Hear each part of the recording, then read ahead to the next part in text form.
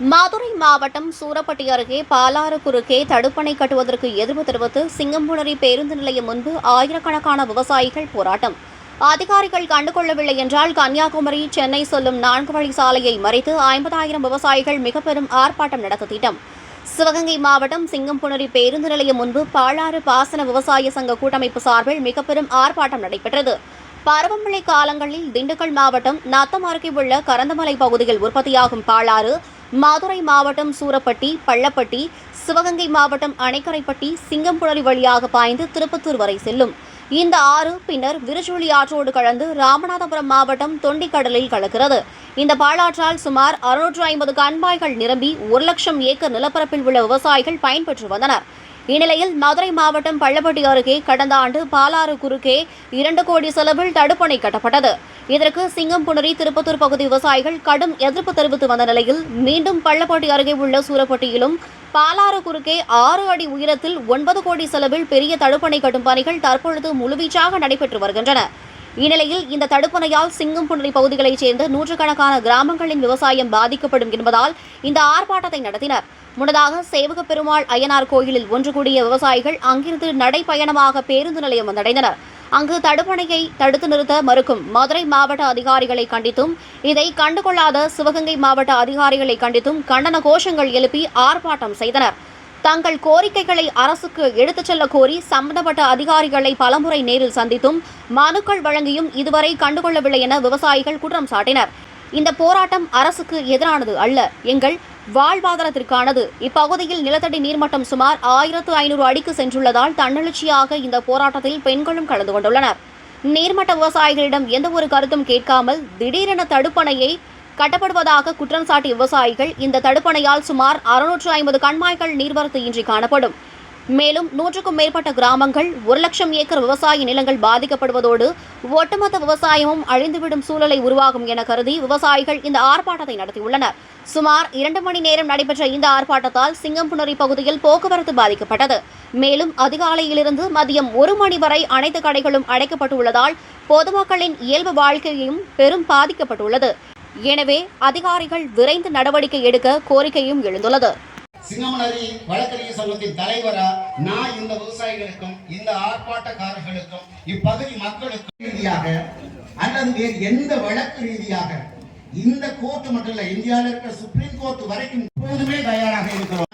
எதுக்காகவும் பின்வாங்க வேண்டாம், எதுக்காகவும் இப்போராட்டத்தை கைவிடணும். வெற்றி கிடைக்கும் வரை இந்த விவசாய போராட்டத்தை மீண்டும் நன்றி கொள்கிறோம். நம்ம விவசாயிகள் எல்லாருக்கும் தெரியும் நம்மளுடைய பிரச்சனை என்னன்னு, அதை உள்வாங்கி எந்த அளவுக்கு நமக்கு பாதிப்பு இருக்கு அப்படிங்கிறத ஒருத்தர் உணர்ந்தா மட்டும்தான் பேச முடியும். அதை சட்ட ரீதியாக பாலாறு விவசாயி அருண் இன்னைக்கு எதுக்கு நாங்க கூடியிருக்கோம் அப்படின்னா, எங்களோட வாழ்வாதாரம் பாதிக்கப்பட்டிருக்கு, நீராதாரம் பறிக்கப்பட்டிருக்கு அப்படிங்கறதுக்காக இன்னைக்கு ஒரு விவசாயிகள் இன்னைக்கு சுமார் ஒரு 5000 விவசாயிகள் நாங்க கூடியிருக்கோம். மதுரை மாவட்டம், சிவகங்கை மாவட்டம் 2 பாலாறு பாசன விவசாயிகள் கூடியிருக்கோம். எதுக்கு அப்படின்னு கேட்டோம்னா, கொட்டாம்பட்டி பகுதிக்கு மேல பள்ளப்பட்டி, சூரப்பட்டிங்கிறதுல தடுப்பணை கட்டியிருக்கிறாங்க. விவசாயிகளோட வாழ்வாதாரத்தை பாதிக்கக்கூடிய இந்த திட்டத்தை உடனே நிப்பாட்டணும். கீழ் விவசாயிகள்ட்ட எந்த ஒரு கருத்து கேட்புமே கேட்காம நிப்பாட்டியிருக்காங்க. 360 விவசாய கம்மாய்கள் இருக்கு, கிராமங்கள் இருக்கு. எங்கள்ட்ட எந்த கருத்துமே கேட்கல. ஏதோ ஒரு 2 கிராமத்துக்குள்ள திட்டம் மாதிரி அந்த திட்டத்தை அவங்க புறக்கணிச்சு அந்த விவசாயிகள் கேட்டிருக்காங்கிற மாதிரி சொல்றாங்க. ஆனா அந்த தடுப்பணையினால எந்த விவசாயிக்கும் 1 ஏக்கர் நில பாசனம் கூட கிடையாது. இதுதான் இந்த விஷயத்துல உள்ளது. தனியார் நிறுவனம் வாட்டர் பிளான்ட்டுக்காகவும் அங்கே இருக்கக்கூடிய ஒரு தோட்டத்தில் இருக்கக்கூடிய 4 விவசாயிகளுக்காக மட்டுமே இந்த திட்டத்தை ஒரு 10 கோடி ரூபாயை வீணாக்கி இருக்காங்க. அரசு பணம் வீணாக்கி இருக்கு.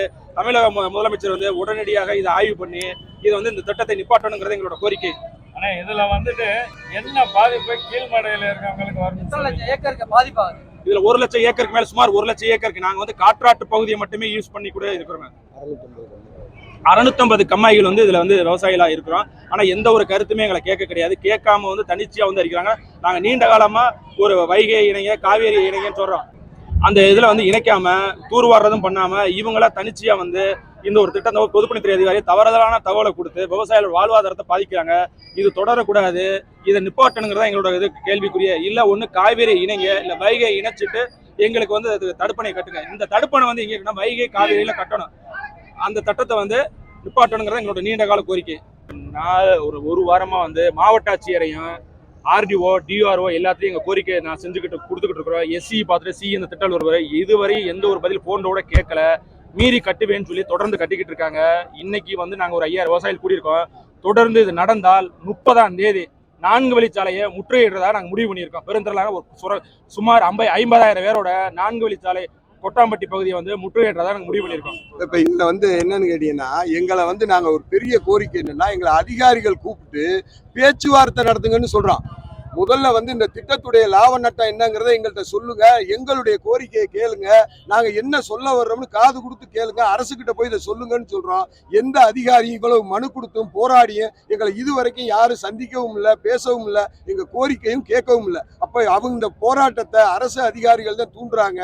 அதனால இந்த போராட்டம் பொதுமக்களுக்கானது, அரசுக்கு எதிரானது இல்லை. இது அனைவரும் சேர்ந்து எங்களுடைய வாழ்வாதாரத்துக்கான போராட்டம். எங்க ஊருடைய நிலத்தடி நீர்மட்டம் 1000 அடிக்கு கீழே போனதுனாலதான் ஒவ்வொருத்தரும் தன்னெழுச்சியா வந்திருக்காங்க. அதனால இந்த போராட்டம் அரசு கவனம் கொண்டு எங்களுக்கு வாழ்வாதாரத்துக்கு வாய்ப்பளிச்சு எங்க வாழ்வை செழிக்க வைக்கிறதுக்கு கண்டிப்பாக ஒரு நடவடிக்கை எடுக்கணும்னு கேட்டுக்கிறோம். பாதிக்கப்படுது, எத்தனை லட்சம் ஏக்கர் பாதிக்கப்படுது? 1 லட்சம் ஏக்கர் பாதிக்கப்படுது. ஒரு சுமார் 100 கிராமம் பாதிக்கப்படுது. 650 கம்மாய்கள் பாதிக்கப்படுது. நாங்க போய் மதுரை ஆட்சித்தலைவரை பார்த்துட்டோம், சீஃப் இன்ஜினியர் இன்ஜினியரை பார்த்துட்டோம், எஸ்டிஓவை பார்த்துட்டோம், கோட்டாட்சியரை பார்த்துட்டோம். 4 எம்எல்ஏக்கிட்டையும் மனு கொடுத்துருக்கோம். அவரும் எங்களுடைய கோரிக்கை எதுவும் சட்டசபையில் பேசுவதாக சொல்லியிருக்காரு.